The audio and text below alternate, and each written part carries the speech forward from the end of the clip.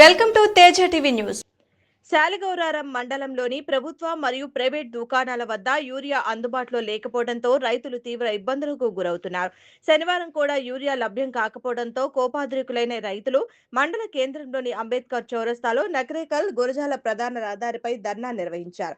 ఈ సందర్భంగా పలువురు రైతులు మాట్లాడుతూ యూరియా కోసం ప్రతిరోజు దుకాణాల చుట్టూ తిరుగుతున్నాం, అయినా సరే ఎరువు అందుబాటులో లేకపోవడం బాధాకరం.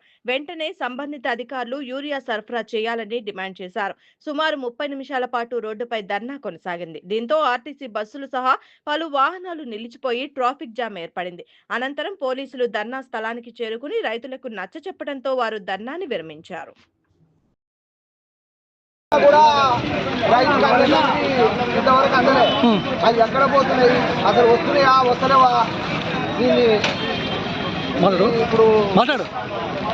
యూరియా 20 నెల రోజులు అవుతుంది సార్ నాటుపెట్టి గవర్నమెంట్ మొత్తం యూరియా లేదు. పొలాలన్నీ ఎరగైపోతున్నాయి, పత్తిలన్నీ చదువుతున్నాయి. ఇక్కడికి వచ్చి షాపుల కాడికి వచ్చి చదివితే మీరు వాళ్ళు చదవాల కొట్టలేదు, ఉన్నాయి లేదని చెప్తుంది. యూరియా లేక ఇబ్బందులు పడుతున్నాం.